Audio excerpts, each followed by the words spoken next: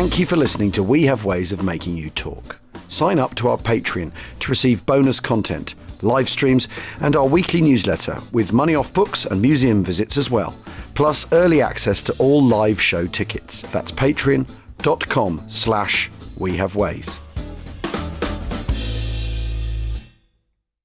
Hello, it's James Holland here. Well, all of us at We Have Ways headquarters are reeling from the desperately sad news that our great friend of the show, Richard Grace, tragically lost his battle with cancer this week. Richard really was one of the good guys, unfailingly kind and generous, with a wonderful sense of humour, self-deprecating about all he'd achieved, and an absolutely brilliant pilot and aviation engineer. He really does leave a massive hole, will be missed beyond words, and our hearts go out to his family. It's just desperate, and all his colleagues and many friends. But Al and I thought it'd be fitting to re-release our episode with Richard today to celebrate his legacy as one of the most important heritage heroes around and global figures in warbird restoration. Here's us talking to Richard.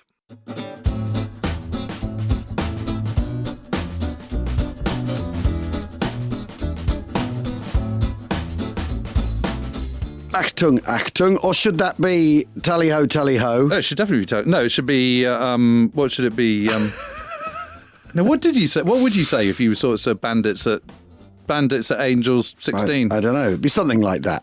A smooth start, as ever, on We Have Ways to Make You Talk. Bandits at Angels 16, yeah. Anyway, Jim... Little jobs. We are speaking to a very special guest today. And great friend of the show. Great friend of the show. Someone who is taking a little tracking down, if we're honest. Well, because he's very, very, very, very busy. Always very, very busy. So who are we talking to today, Jim? Well, we're talking to a great pal, Richard Grace, who's a sort of, he's one of the good guys on the Warbird circuit. Obviously, took us up on the up in the Mustang, and what a great day that was a year or so ago.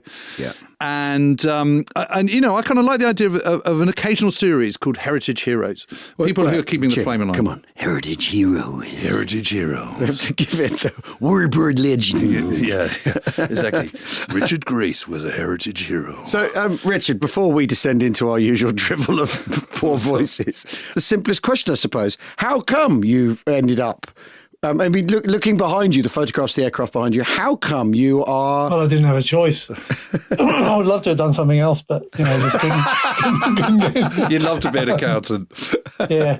I just grew up in it. My father rebuilt our Spitfire, bought it in 1979, finished it before I was even a year old. Right. So I don't, fundamentally, I don't know how to do anything else. I didn't listen well at school. I did listen well in the hangar.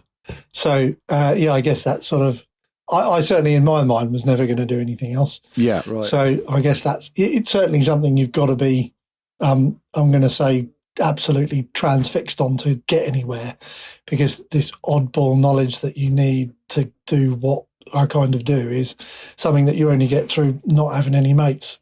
I mean, what would we you... like you, Richard, it's all right. What would you say? And we should also say, just first up, happy birthday to Richard. Yes, happy birthday to Richard. Oh, thank you. That's very kind. 30's come round again. I know. I wish. To follow on from that, what would you say the skill set is for what you do? Yes, for me now, as I said to James last weekend, the skill set really just involves signing my name on a bit of paper a lot of times. But you get to that point when you've done all of the bashing your knuckles into the split pin for the fourth time that day, Yeah, the skill sets are just a bit of determination, really, with regard to engineering and a mechanical understanding for things that were being done very rapidly in the 40s. Yeah. So, if you can fix an old car, then you probably come and work in this hangar. But if you can only fix a new car, you're probably not going to get a job. So that's interesting. So because the mechanics is essentially, old-fashioned, is obviously it's all cutting edge for its moment and all that sort of stuff. Yes, quite. If someone's good at fixing up old cars, they're at least on the right track. Yeah, definitely. It's all the same stuff. There's barely any difference between it at all. I think the only thing I find between the old car stuff, which I've done very little of because I'm too busy doing old plane stuff, is that the old car materials are really soft. Right. So when you come to dealing with pipe work or or actual sheet metal work, it's all the actual material is soft, whereas with everything we're dealing with is all hardened and tempered and heat treated to a specific spec. Sure. So no, from a simple engineering standpoint, and the tools that one would turn up with in one's toolbox, they're much the same, really. Wow. But Richard, I want to rewind a little bit, if that's okay. So go back to how did your father end up with a Spitfire? And it's a very special Spitfire too. So what's the story behind that? So he was a war baby, born in, very young war baby, born in 1937. But he'd always, as most people of that age, and, my father died when I was 4. So this is just, the story is more hearsay. I've not heard it from his mouth. But, he just wanted to fly a Spitfire. Who didn't? But he knew that no one else was going to let him fly their Spitfire. He had a career in aviation anyway. Did he? So what was he doing? How did that come about? He did a bit of crop spraying in Australia. He was a charter pilot over there as well, running around. So is that where he met? But he wasn't Australian, was he? No, he was English. My mother was Australian. So that's where he met your mum? Correct. So, and he flew into the family farm of my mother's family in a Tiger Moth to spray some stuff, and that's how they met. Which is pretty glamorous, I think, other than I bet you the Tiger Moth was an absolute dog of an aeroplane. Having seen some ag planes in my time, I bet it was a shed. We stank of pesticide. Well, I was going to say the romantic smell of pesticide and aviation fuel. Yeah. Bit of Roundup. So, yes, that's how they met. And, I came back to the UK, and he was a very clever man. I mean, he built large mass production machines and various stuff completely outside of the aviation industry. So he was a mechanical engineer, effectively. He was an engineer by trade, yes, right. A civil engineer and a design engineer. Right. Clever dude. And he, as I say, he knew no one was going to let him fly the Spitfire. He saw these 2 aircraft for sale in the back of the newspaper. I want to say it was a classy one, like the big broadsheet thing, like the Times or something, but it probably wasn't. The Mirror. And they were up at the Strathallan Museum in Scotland. So he very swiftly decided that was the way to go and bought 2 of them. Bought 2? Wow. Yeah, there was 2 for 1. 30,000 quid. In 1979? In 1979. Okay, that's still quite a lot of money by 1979. Yeah, and I guarantee you he didn't have it. I guarantee you he borrowed it. Right. But and then went up to Scotland. They were in Strathallan Collection in Scotland, just near Fife. And put them in a couple of Pickford's lorries, brought them back down to North Cornwall, St Mirren airfield was. Oh, wow. Yeah, okay. And then unloaded them and quickly assessed everything he had, figured out, he knew he wasn't going to build 2, so he figured out which was the better of the 2. Again, as I have done many times, nicked all the good bits from the other aeroplane to make sure he wasn't going to get caught short, and then sold the leftovers. And only a couple of months later, sold all the leftovers, which was still another Spitfire, for 40,000. Okay. That's very smart. Okay. Yeah. You'd stay in that business, wouldn't you? You would. And then, spent the next few years rebuilding them. So it's my understanding that the aeroplane had been purchased by Samuelson Films for the Battle of Britain. Of course, they didn't want 2-seaters. So what they did was So it was turned into a 2-seater immediately after the war. Wasn't it by the Irish Air Force, or did I imagine that? For the Irish Air Corps by Supermarine. Okay. I think it's a Type 502 or something like that. Right. They call it.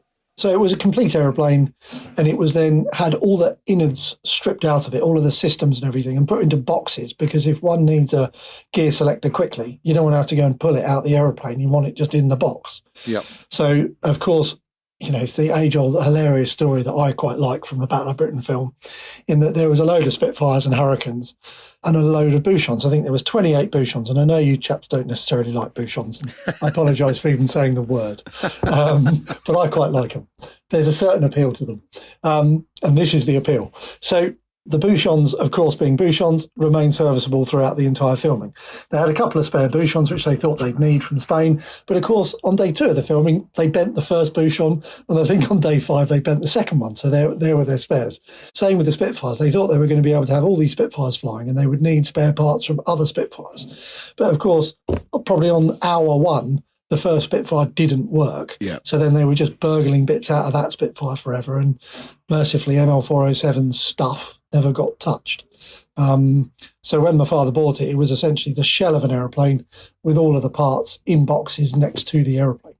Wow. Which was, in a way, it was a huge blessing because it saved him having to take it out. Yes. Because he decided that, and he was dead right, that the aeroplane actually needed to be completely re-riveted because it had been assembled, as I'm sure you know and many people know, with magnesium rivets, which over a very short period of time were already dead, 35 years, and they were done. Yeah. So and I believe he was the first person to completely re-rivet a Spitfire.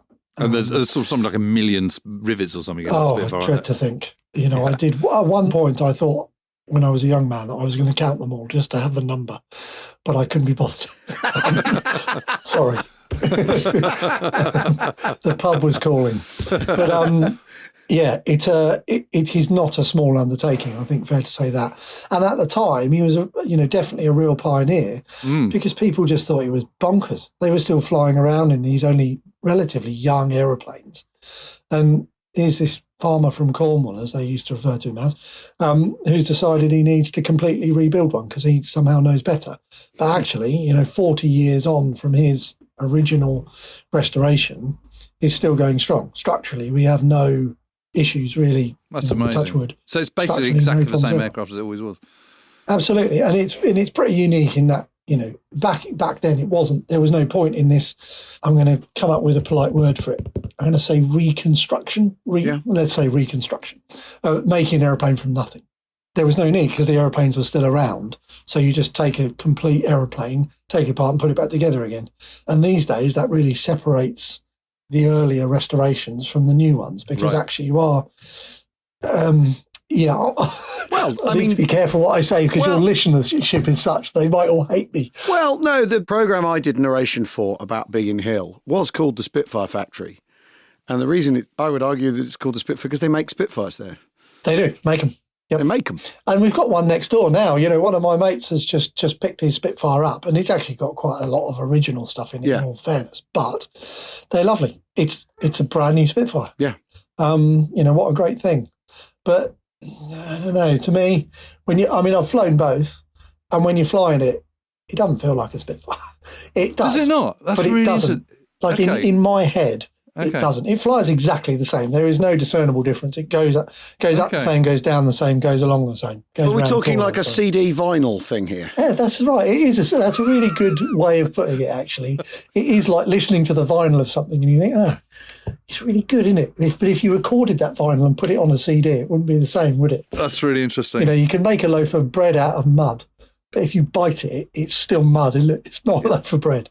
So what your dad did was basically the whole thing was original, but what really needed change was the rivet. So take all the pieces. And there's a couple of skins as well. Of course, I'm sure. I'm not saying it's completely 100%. But it's pretty original. Yeah, and we've got one next door. Again, next door sounds pretty good, doesn't it? We've got one next door that is completely original, minus the wing spars and one skin. Wow. And that is, that's a very special thing. But it definitely is pretty damn original, I'm going to say.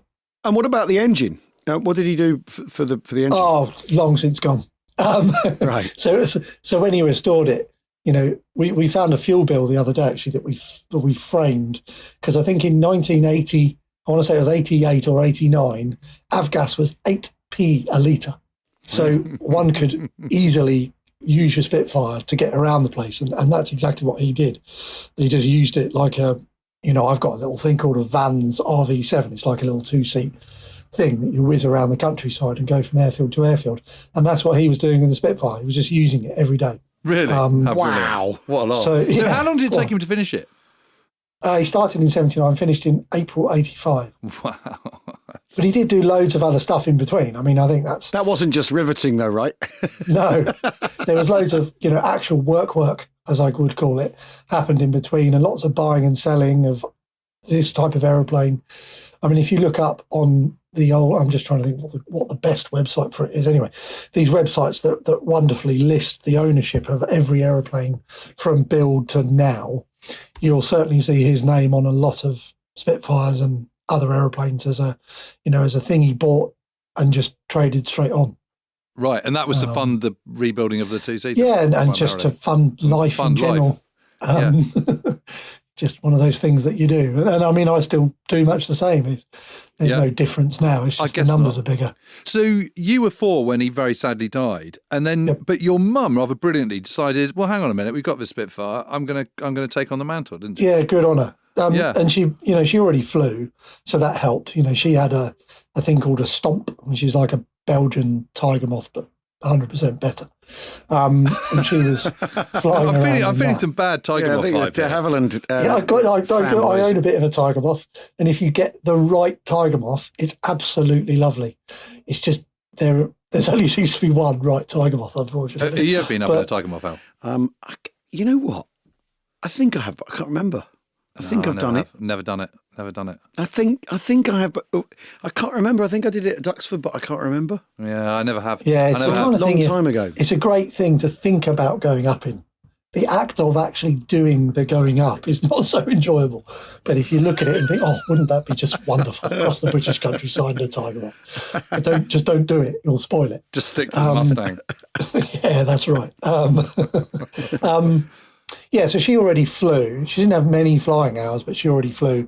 And she just knew that Spitfire was something special. And it was really a piece of my father. It represented a lot of his work and labour and love. And he certainly, as far as she knew, had never planned to flog it, for the next thing. He was always going to keep it. So, yeah, she learned to fly herself. And did.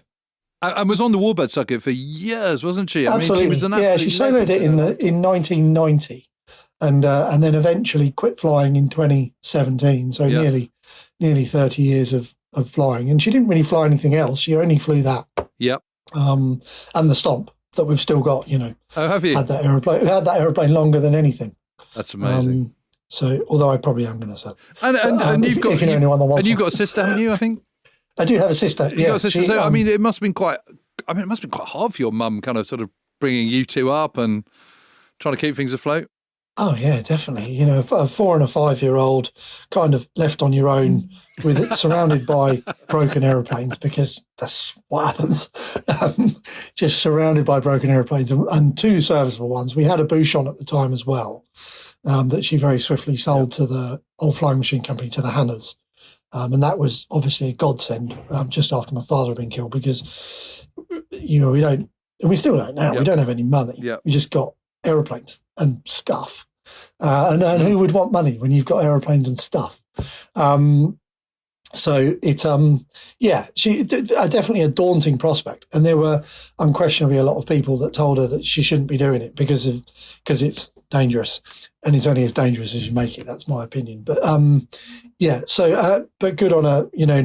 There was no doubt in my mother. She was a very determined, one of the most determined people I've ever met in my life. And she gets a mindset on something, she will do it, and she will do it well. So off she went with a long dark hair down to her waist in a ponytail, I think half the time, just to wind people up. Flew the aeroplane really well. I think I always used to joke that it was just because no one told her it was difficult.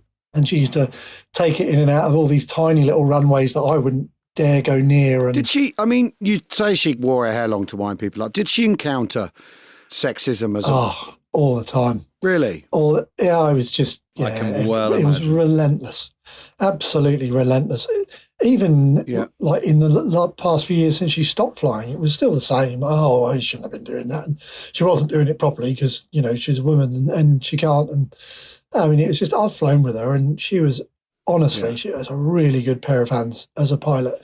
But yes, relentless. There's a story written down somewhere. Unfortunately, as many people should know, her and I were involved in a car accident in December, and she's no longer with us. But someone wrote this brilliant thing about her where she basically sat at an airfield with the Spitfire, had some waffly old ex-Air Force bloke telling her how she shouldn't be doing it and how dangerous it was, got in the airplane and buggered off. Just, thanks, mate. See you later. Say what you like, I don't really care. But that's just how she was, typical Australian. Well, she was an amazing woman and absolutely charming, and I was lucky enough to meet her a number of times, and she was always incredibly nice to me, and lovely and charming, and she's a complete pioneer. And you know, you were saying about determination. I mean, you needed determination to be able to learn to fly a Spitfire, but you also needed determination to actually, you know, stick two fingers up to what was. And I suspect slightly remains a very misogynistic male environment, and you know, all power to her, frankly. Yep, absolutely. No, good on her. She did a good job. And as I say, you know, I'm eternally grateful because I'm sat here looking out the window at what is still my Spitfire. Yep. And it didn't have to be, but it is. So that's well, let's take a quick break, and then when we come back, we'll talk about how you got into it and started flying, and how you developed your own business. Yep. And which plane's best to fly, Jim? We need some of that sort of talk too. Yeah, we did a lot of that talk. Yeah. I don't want to deprive anyone of that. We'll see you in a tick, but not a Tiger Moth. Yeah.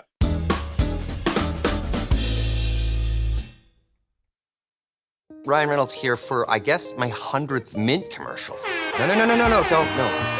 No.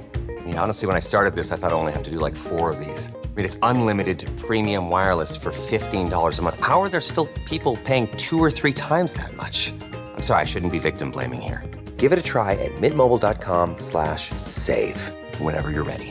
$45 upfront payment equivalent to $15 per month. New customers on first 3-month plan only. Taxes and fees extra. Speed slower above 40 gigabytes. See details.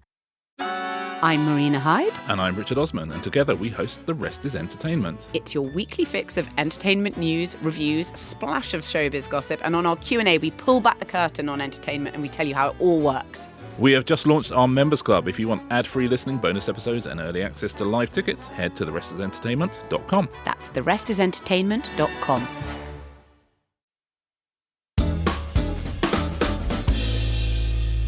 Welcome back to We Have Ways of Making You Talk, the anti-Tiger Moth podcast.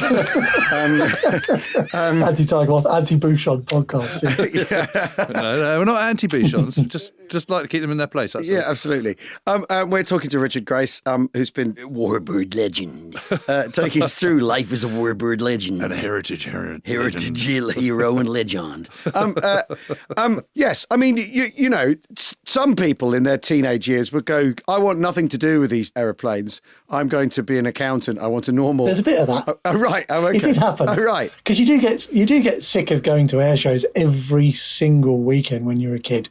Particularly when you're going to the air show and then your mum's flying in the air show, which is of course a bit of an oddity. But you don't go there. You go there by road, so it's a bit of a pain. Yeah. You need to be there because mum hasn't got childcare, so you're sitting in the caravan normally, and mum's doing the air show, and you're kind of wandering around seeing the same traders that you saw last weekend at the other air show. All right, Richard. Yeah, exactly. Yeah, knowing I've got no money, so I'm pretty pointless to them. So yeah, there was a time when I thought, I just really like going fishing. I think I'll just go fishing for a bit. So I did a couple of summers of going fishing, but other than that, it was only mercifully a blip. So when do you start sort of tinkering around with engines? That's the kind of usual start, isn't it? Yeah, I mean, I'm going to say a bit later than you might expect. So obviously I was always surrounded by bits of aeroplane. We had a big shed at our house, like a big shed, like a hangar, basically. Is there kind of sort of oil smudges everywhere? Yeah, over all your clothes, everything, floors, walls, doors. Yeah, still is now. But that was full of, at the time when we first moved to that house, which is, I can really, as a period in my life, I can remember vividly. We still had most of the stuff left over from all the Hawker Tempests. So my father had 7 Hawker Tempest 2s and a Tempest 5 when he passed away. No. I know. No. That's the face I pull out. My God. Yeah. And again, the Tempest 5 was something that was swiftly sold because Kermit Weeks, the brilliant aircraft collector in Florida, if anyone doesn't know who Kermit Weeks is, you need to look him up. But he was keen on that because of its rarity. So he soon swept that up. And the Tempest 2s just went steadily. Some of them my father had already sold, but others were still around, and there were still, wings and canopies and bits of engine and carburetors and all this kind of stuff kicking around. So we just had a shed full of stuff. And of course, through years of buying and selling Spitfires and other Warbirds, you always end up with something left over. Every aeroplane because what inherently happens is the aeroplane comes in with all the spares to make the aeroplane, and then you make the aeroplane goes out, and then you make a deal for the spares afterwards and buy the spares, because we're in the business of fixing aeroplanes. So you do end up with an accumulation of stuff. But what I can tell you is it's quite good fun if you've got, I'm going to say there was a good 5 or 6 of these Hawker Tempest, the sliding portion of a bubble cockpit Hawker Tempest canopy. You stand them up on their end, and then you can kind of run between them like they're little greenhouses. Used to do that. So I certainly grew up playing around aeroplane stuff and always going to the airfield. But the act of actually fixing aeroplanes, I'm going to say my mother kind of kept me away from it slightly, because she didn't want me trashing all of her good parts, and ended up messing around with Meccano and push bikes and Lego and anything else I could come up with, lawnmowers, whatever you can take apart and put back together again. I was definitely doing that from as long as I can remember. I'm not an engine tinkerer. I've never been an engine. Right. I'm probably rubbish with engines, actually. I'm no, I can diagnose a problem when one's got a problem, but these days it's like, oh yeah, that engine's broken. Can you get on it, will you? I do it myself, but it's I just don't. I've always been more about the structures. Yeah, okay. So these days, sheet metal airframes, repairing some sheet metal is a thing of great enjoyment for me. Not that I really get to do it anymore, but that is the thing I like doing. And what about the flying, Richard? When do you start flying? That was very early. Because you can learn to fly at 14, can't you, or something ridiculous? You can. Yeah, so I first went flying in an aeroplane when I was 2 weeks old, which was our, Stomp, Tiger Moth, but better. That was on my mother's lap in the front of the Stomp, with my father in the back, with my sister on his lap. Jeepers. In an open cockpit I aeroplane. was just going to say, has the world changed a lot since then? Yeah, there's a couple of changes going on. And he'd got like this is according to my mother, he'd got a football, proper leather football, kind of cut a shape for my head out of it, and then kind of filled it with foam and popped that on my head, and that was to keep the sound out. So, so I certainly went in an aeroplane from a very young age. Those were the days, weren't they? Yeah. But there's a lot to be said. I think that's probably the most important thing that happened for me, was going flying a lot when I was young. Yeah. And an aeroplane just becoming a normal thing, just a thing that you use to get from point A to point B. I'm not saying it's not a special thing for me, but an aeroplane is just, it's like a car. It's a usual thing. Yeah, absolutely. Yeah. So I bought my first aeroplane when I got my license when I was 19. I was a bit delayed, primarily due to boarding school, that they thought it was the coolest thing ever that this guy that was at boarding school was going to go and get his flying license on his Wednesday afternoons instead of doing Duke of Edinburgh award scheme or whatever. But they then realised that the realistic element of that was that I actually had to go and do it. And they were, oh no, you can't actually go and do it. We just want to talk about it. So that very swiftly fell over. So you had to leave school first? Yeah, that's right. And then the second I left school, I went straight from there. I'd obviously been flying steadily through the years, but probably only accumulated, 20 loggable hours or something like that. Although there was a lot more flying than that. My mother wasn't ever an instructor, so the time flying with her, which was every weekend that there wasn't an air show on, she'd still go flying in the Stomp, and I would inherently go with her. Instantly, what about your sister? Did she ever learn to fly? She got a long way through it, but she just not that interested in it. Fair enough. No, not uninterested. She's very interested in the business and what we do and aeroplanes, but it's not a thing for her at all. Oh, okay. Whereas, I couldn't tell you why, because I'm absolutely intolerably obsessed with it. But it's just not something she's ever been that bothered about. Probably because she's intelligent, which is not something I can say for myself, like really intelligent. So, good for her. But, so I went flat out when I left school and managed to get my license by the time I was 18, not 17, which was frustrating because I really wanted to get it as soon as I could, but it just couldn't happen. And then was kind of didn't have anything to fly. So I ended up working in a push bike shop fixing push bikes because my mother, although she very kindly paid for my flying license, there was a limit. And I think if she realised if she just absolutely handed it to me on a plate, that I probably wouldn't, it'd be too easy. So fixed some push bikes for a while, sold some alloy wheels and that, to car people, big bumpers, big stereos, went to the pub a lot. And then eventually, mercifully, came back into the fold and worked at a little flying club just fixing Cessnas at weekends and whenever they broke, which was really good, actually. Good to have that day in, day out. Go clean the spark plugs on that, go pull the cylinders off that, all that kind of stuff. It definitely stood me in good stead, and really guided by a really good guy that just knew how to fix aeroplanes. And it was during that time I got my first aeroplane, which was a thing called a Cassett Racer, which you can just see this. Oh, yeah. There. The yellow thing. Little yellow thing. And it's a tiny little Formula One air racing aeroplane. And that kind of developed my obsession with tiny little Formula One air racing aeroplanes, which is I'm still afflicted with now, unfortunately, because I just think they're really good looking little things. But that was what sort of really saw me into flying. I had about 80 hours when I got it, total time. And I used to fly it to work. I used to fly it every single day without fail, come wind, rain or shine. It was just a really enjoyable little aeroplane to fly. And then I found another one that was a fixer-upper. So I bought that, fixed it up. And then I found another one in a garage in Leicester with an ironing board through the side of it.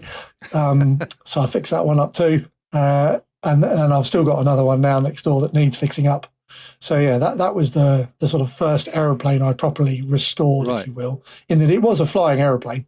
I always sort of say in this hangar, we don't do difficult jobs, because difficult jobs just take 20 years, and that's sort of not really what we're about. But we do more difficult jobs now, but I still try and avoid them if I can. So when did you start building up the business you've got now? Because you've got an incredibly impressive setup at Sywell now. You've got 2 hangars full of planes, and amazing planes they are too. Yeah, we set ourselves up over at Bentwaters. So Duxford's a weird thing. I kind of grew up and I spent a lot of my existence there. But you can't have a commercial business at Duxford. Well, when you're me anyway, for some reason they just, most people can't. Although there are commercial businesses there are at Duxford. Some there, Hey, what would I know? So you can't have a commercial business at Duxford. So if you want a commercial business, you have to go set it up somewhere else. Right. So we went out right to the east coast of Suffolk to RAF Bentwaters. Oh yeah. The biggest farm strip in the country, which was just heaven as far as I was concerned, and had this lovely little hangar, and we just started fixing aeroplanes. Started off with the little white ones that you see at flying clubs, and ended up with the big camouflagey ones that you see at air shows. Really culminating in the Seafire 3 that was basically the last major thing we finished out of there, which was a super cool aeroplane, the world's only Seafire 3. Yeah, and I think it was, I don't know why people came and wanted us to fix their aeroplane or rebuild it. They just did. I didn't say no. So, yeah, maybe I was just too cheap or something. But they, and then I met with a chap called Graham Peacock, whose company's Fighter Aviation. Yep. And he was just at the time looking to make a collection of aeroplanes. And and all credit to him, he's made a collection of aeroplanes, which I deal with, I maintain and operate for him. Yep. And that's why the fleet, if you will, is quite so exciting. Yeah. Most of it is Graham's. Although we do a lot of stuff for other people, but most of those people don't own 10 aeroplanes. For those that don't know, what are the 10 aircraft he's got? It's a test. I get my fingers out. Yeah, sure. So we've got the TF Mustang that you chaps went in, Contrary Mary, P-47 Thunderbolt, the Sea Fury, Spitfire Mark 5, Spitfire Mark 14, Hurricane Mark 1. There was a Bouchon, but that's now gone. So there is no Bouchon now. There's a Lockheed 12, the Sydney Cotton Lockheed 12. We're doing these 2 ME-109s for him now, an F and a G. Yep. The Tempest. I told you I was missing something. Yes. The Tempest. And he's also got a Hunter, which lives down at North Weald and doesn't currently fly. And there is something else. And if he listens to this, he'll kick me for not remembering it. But yeah, there is another one. And then, we've got a number of other. I mean, as I look out of my window now, I can see, 3 Spitfires, a Stearman, another Mustang that we're just about to finish and roll out. Yep. And the beginnings of an ME-109 or BF-109. And you've got 2 hangars there, haven't you? Yeah, correct. We've got one that's very much the maintenance hangar and the stuff happens in, and the one next door is where we put the things that are in one piece and can be readily wheeled next door. And I noticed last week when I was up there that the Tempest is now in the complete hangar. It is. It's done. It's done. It's I mean, finished. last time we It saw is you, finished. were we even allowed to talk about the Tempest? I can't I remember. don't think we were really. We could only talk about it in hushed tones. No, I don't think we were. We were trying to kind of keep it shtumish. But no, now we are free. We can totally talk about it. And it is, yeah. So It's huge. You know, I could check my email now and see if I've got the email from the CAA. I'll bet you £5 I haven't. But I'm literally awaiting one email from the CAA and then we can go flying. I mean, if a Spitfire's a mini, it's an enormous SUV, isn't it? It's a Spitfire that ate a Spitfire. Yeah. You know, it's twice the weight. And it's when you stand them next to each other, it's hard to believe that they're both fighters, really. I mean, obviously, I appreciate the Tempest came a lot later, but bloody hell, they weren't messing around. No, it is a big aeroplane. It's a beast, isn't it? It's absolutely huge. And I must say, hearing it on the tie down out the front of the hangar, you know, when you rebuild an aeroplane, you run or put a new engine in, you run it to full power. When we used to do that at Duxford, it was always up the far end of the airfield, up near the threshold of the runway, and it all seemed a very long way away. But here, the tie down is about, 5 meters from the door of the hangar. So it is spectacular. And when you've got, I think it's just over 2,700 horsepower of Centaurus running flat out. Yeah, when you think that old Allison engine that powered the first Mustang was 1,150 horsepower. Absolutely. Or an early Merlin at 900 or something. Yeah. You just think, we've moved along a lot. I mean, obviously, with a 2,700 horsepower engine, you do need a 2,700 horsepower aeroplane. Yep. So, I mean, the gear legs you can't pick up by yourself. They are immovable. You need 2 or 3 people ideally to pick up an undercarriage leg. Wow. So everything's heavy, everything. But it is. Is it flying? It will be in. Hopefully, I'm literally waiting for one email, and then it can. And you're going to take it out? No, I'm not. Graham, or Fighter Aviation, who own it, he said that I don't need to do that right now, and he's dead right. I don't need to do that right now. And we've got our chief pilot, Pete Kinsey. You know, probably one of the most experienced, if not the most experienced guy in the world. Why would you have anyone else do that job other than him? So he's all prepped. He's taxied it around. He's even opened the taps up a bit, which was quite spectacular. We've even ironed out, it's always that thing when you're trying to test fly an aeroplane, but it hasn't done much taxiing.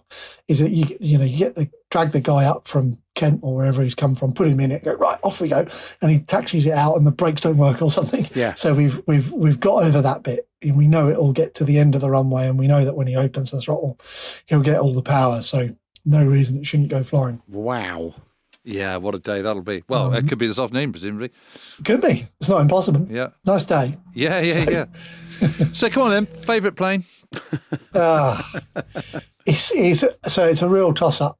I'll start by saying it is horses for courses. It's about what you want to do with an aeroplane.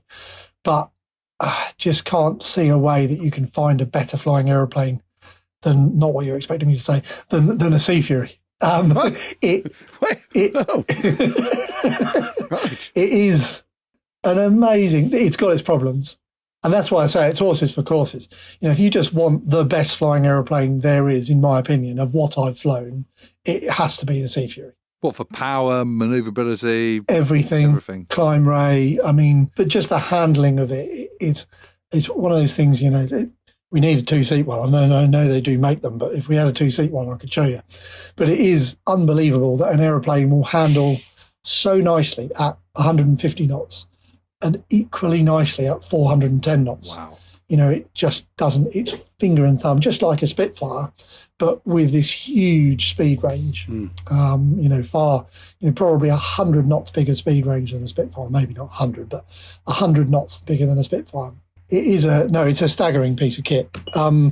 The only problem is it does have a Centaurus in the front, so you end up kind of like a Cyclops with one eye on the oil pressure and the other eye out the window, because the Centaurus is not an engine that tolerates not having any oil pressure to the point where it stops, which is bad. And has that happened to you? No. Touch wood. Good. Mercifully. And it's about how you use it. The manual is, in my opinion, the manual is very specific on how you should use the Centaurus, and we operate it completely in accordance with that manual. Yeah. And I think if you start doing things outside of that manual, you can probably expect problems. Yeah. And I mean, just getting it to the point where you can fly it is a huge nightmare. I mean, it's at least a day's work for two people. If it hasn't flown for a fortnight, it's a day's work for two people to get it to the point where you can fly it again, just in preparation and all that kind of stuff. So, I mean, you said it's a heavier plane, everything's heavier, everything's bigger, everything's more powerful. Would that at the time have meant that it needed all the extra maintenance, or is this a function? So what they did at the time was they just ran the engine every 24 hours. They would just get them out and run them, and even on the carriers, they'd just be running them all the time. And that is the issue: is you've got to keep the oil all over that engine internally. So this is a function of a restored aircraft. It's a function of the Centaurus because of the wacky sleeve valve nature of how it works. Right. You have to keep the oil in those sleeves and everywhere else for that matter. Otherwise, it's going to let you down because you've got too much contact surface area, basically. If you for those that don't know what a sleeve valve is, I could try and explain it, but let's have a go. We may as well. This is We Have Waves after all. Yes, I've heard wackier stuff than this explained. So, if you consider that you've got your piston going up and down in a cylinder, that cylinder inherently is a stationary thing. Piston goes up and down, valves open and close at the top. Yep. Simple stuff. Well, the sleeve valve is far less simple in that you've got the piston going up and down, but the valves are no longer at the top. Now the piston is going up and down in a cylinder that is also going up and down and also rotating partially at the same time. So it doesn't go round and round. It sort of rotates as it comes up. Think of it as like it's on a big thread almost. So as it comes up, it rotates and then it goes down, it rotates. And then the cylinder, or the sleeve, if you will, that is the sleeve of the cylinder moving. It has holes in it. Yep. And at points during its rotation, those holes line up with associated holes and air can go in and out. And that's how the valve works. Got it. You got that, Jim? Yeah, totally. Yeah. I like the screw thing. Yeah. There you go.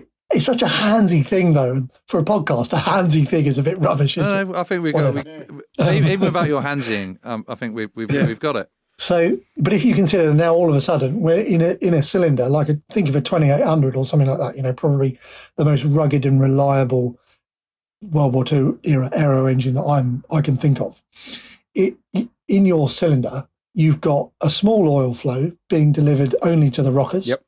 And you've got a couple of push rod tubes going up to them, which are delivering that oil, and a piston going up and down. It's really, really simple. And actually, if you leave it alone for a while, it's not going to take 2 seconds for oil to flow up a tiny little, 3/32 inch gallery to oil the top of your cylinder. Yep. Well, all of a sudden now we've got this sleeve which has a complete 100% contact area with that which it's going up and down in, the whole cylinder.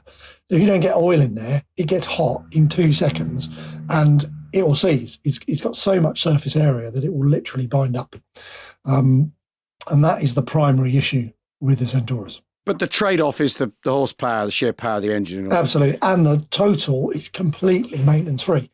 You do your valve, you'd be permanently, we're forever adjusting tappets in this hangar. God, sick of adjusting tappets. We're always adjusting. You get a 2800 in, it's got 18 cylinders, and each one of them has got a pair of tappets on. Of course, they've all got one cover on with one gasket that breaks every time you take it off, and it's awful. Absolutely awful. But all of a sudden, the sleeve valve, it doesn't have a tappet. No. It doesn't have valve timing. It doesn't have anything. It's all timed and gapped and tappeted when you build the engine. So if you build it right, it's right forever, right for 1,000 hours. Wow. So initial early pain, but huge benefits afterwards. That's it. Clever stuff. So, but you've obviously worked on loads of different airframes. You've flown with lots of different engines. You must have seen such an incredible range of structural styles from, Tiger Moths, but also through to the ME-109, Hurricane, all the way through to kind of Tempest 2s and Sea Furies. And there's some amazing comparisons. I think the most interesting comparison for me is that the ME-109, and I've been lucky enough to do a lot of work with a chap called Craig Charleston, who I know you know well, Jim. Yeah. He's absolutely top bloke. He is Mr. Messerschmitt. There is nothing he doesn't know. He knows everything about E-model Messerschmitts, and he's restored 2 to airworthy and 1 that is now airworthy in Germany. So I've been lucky enough to spend quite a lot of time around the ME-109E. And obviously, I know a lot about the F model as well now. And this aeroplane is exactly the same size and almost shape as a Spitfire. It's got completely different engine developed from completely. There's no commonality in any way between construction, engines, how it works, how it gets extra horsepower, where you put the spark plug. There is no, other than being water cooled, there is no similarity. And yet the aeroplanes on a performance basis were so similar. Unbelievably well matched. That's an amazing point. I can't ever really wrap my head around how the E model, certainly, and the early Spitfire was so well matched. There should have been, and there's certainly when you put them next to each other and said, hey, these two airplanes fly exactly the same speeds and everything, people are going, no, you're bonkers, mate. They can't, but they do. That is incredible. Clever. That's a fascinating point, isn't it? In I've terms never of the thought of it like that. technology delivering two very different solutions to the same problem and delivering to the spec. I mean, it's... But you look at, two aeroplanes, let's say the Spitfire and Hurricane, both built in 36, unless I'm mistaken. Again, they're very different. They're powered by the same engine. Yeah. But they're chalk and cheese from performance standpoint. They're miles apart. Yeah, isn't that interesting? But then I suppose if you look at tank production, the stuff that's at the front lines in 1940, they're kind of they're coming at things very differently as well. Yeah. But essentially delivering the same kind of vehicles. Those early cruiser tanks are very like Mark 1s and Mark 2s. Yeah. And then a thing like a Matilda 2 is miles away from anything the Germans. I guess completely different. But they arrive within the. Is it? I mean, that's. I suppose I'm thinking more about kind of how you construct a wing, how you construct the fuselage. That's so interesting. All that kind of stuff. There's different approaches. Aren't interesting. There? It's such an interesting point. I mean, is it that? I mean, I think we may have touched on this before. That a thing like a Spitfire is a wooden aircraft made of aluminium. Yeah, absolutely. Whereas the Mustang, when we came and saw you last time, you said that the thing with the Mustang is 8 bolts to take the wing off, or whatever it is. Yep. It flat packs, it goes in a ship. That it's completely modular in its design, and not this sort of weird thing built by someone who used to make flying boats. Because I mean, just the main spar in the Spitfire is a thing. Oh, it's a disaster. Well, it's an extraordinary piece of engineering, but obviously is someone conceiving of things in terms of wood and wood interacting with other wood and all that sort of thing, isn't it? Rather than approaching it from a metallurgical point of view, would you say? Yeah, absolutely. And I think, when you look at the Messerschmitt, it is, everything's an extrusion. It's kind of more Mustang-y, actually. Yeah. And it, why it's a load lighter, like a wing of a Messerschmitt, you can, certainly an E model, 2 people can pick up. Wow, really? Whereas a wing of a Spitfire, whereas a wing of a Spitfire it's like a good 5-6 man lift, and they'll be sweating. So no, I mean, design. I think obviously everything was moving so fast back then. Yeah.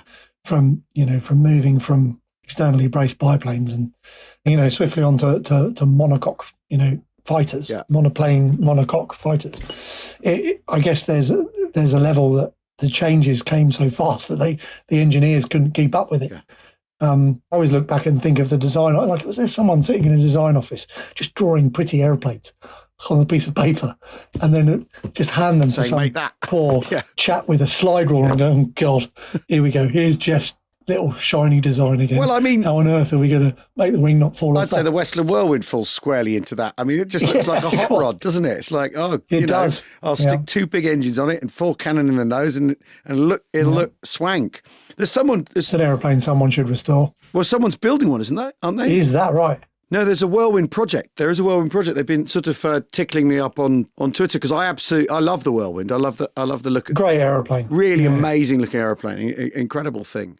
So you always need to be wary of certain airplanes. When you look at an aeroplane and it's got a honking great piece of lead on the front of the fin, like the Whirlwind does, where the fin joins the tailplane, there's this huge piece of weight. You think, oh, what did the Mark 1 of that fly like? Yeah. Probably not very good, I would imagine. It's the Coke can thing, isn't it, on the tail, isn't it? You probably know far more than I if they've been bothering you. But it was my understanding that it was also a huge amount of weight. Yes, I guess it is too. Yeah. They're doing 2 jobs at once. I mean, but anyway, because that looks like an aeroplane designed by a 6-year-old, which I think it appeals to me. Definitely. Well, I still want to see a Typhoon and Tempest airborne. Yeah, I think the Typhoon it'd be lovely to see in my lifetime, I'd like to see the whole lineage. Not a radial Tempest, a water-cooled Tempest. Yeah, Tempest 5. I'm doing my best, trust me. But it is because that's an aeroplane that I can still remember that being in my father's workshop when we still used to live down in Sussex, and it was just a very cool thing. I'm going to stick my neck out here. I'm going to actually say there's nothing I'd like to see more fly than one of those. Anything with a sabre in it would work for me. Just that big air intake and the wings, and it just looks so good. It's a shame Kermit's Museum isn't open currently, because the cowlings on it are very impressive. Sexy was the word you were going to use, and then you veered away last minute. They're a thing. They're a proper thing. And the whole aeroplane is a great looking aeroplane. And obviously I know that we've just restored one with the radial in the front of it, which I should point out actually outperforms the one with the sabre in it quite significantly, apparently. But I would love to find out for sure. But the sabre engined Tempest is unquestionably there's a picture of it in our toilet, so it must be good. Just a great looking aeroplane. Yeah, that's good enough for me as a benchmark. Well, Richard, thanks so much for taking time to talk to us. With all those planes to play with, why are you bothering speaking to us on such a beautiful day? Because I'm sick of the sight of them. Yeah. I've been waxing lyrical to anyone who'll listen about Flying Legends a weekend or so ago, and that was great fun palling around with you doing some commentary on that. And you were telling me just before we went on air that you've got plans to bring back an air show at Sywell. That's what we're hoping to do. Yeah, June next year. Brilliant, fantastic. Just sort of got inspired, and air shows are a laugh, aren't they? Yeah. Well, the one last weekend I absolutely loved it. I really did. Best air show I've been to in years. Absolutely years. Yeah, brilliant. Oh, I'm pleased to hear it. Yeah. I shall pass that on. Yeah, no, I thought it was absolutely fantastic. But anyway, well, good luck with all the ventures. Good luck with the Tempest 2. Let us know how that gets on. Thanks. Yeah, well, I'm sure the internet will probably tell you when it flies. Yeah. And lots of more interesting Germanic stuff to follow. And that's what the rest of my day is filled with, flicking through manuals of 109Fs to try and figure out what we need to actually get this thing finished. Well, actually, just before we go, you did make that very interesting point the other day that you really need Germans to restore the engines, because all the original engine manuals and stuff are all in that Germanic font, and it needs a native Gothic-y to be able to deal with them. Unquestionably. Yeah, and we've got the best natives on the case. They're going to deliver us an engine come the end of the year, and I need something to strap it to the front to, if nothing else. Is there not an app that can look at the typeface and turn it into Times New Roman? It sort of works and it sort of doesn't. Oh, no. The problem is with technical German is you lose so much in the translation, you don't know what you're losing. Yeah. So, no, my A-level in German doesn't work for technical German. It doesn't work for normal German either, I should point out, but because it was a long time ago, A-levels. But no, it's a pleasure actually to do something other than a Spitfire. Yeah. So I'm looking forward to this afternoon. Brilliant. Well, happy birthday. Yes, and thanks again for taking us through life as a Warbird legend. Yeah. Hardly. Legend in my own lunch hour. Thanks everybody for listening. We will see you all again very soon. And thanks to Richard. Bye-bye. Cheerio.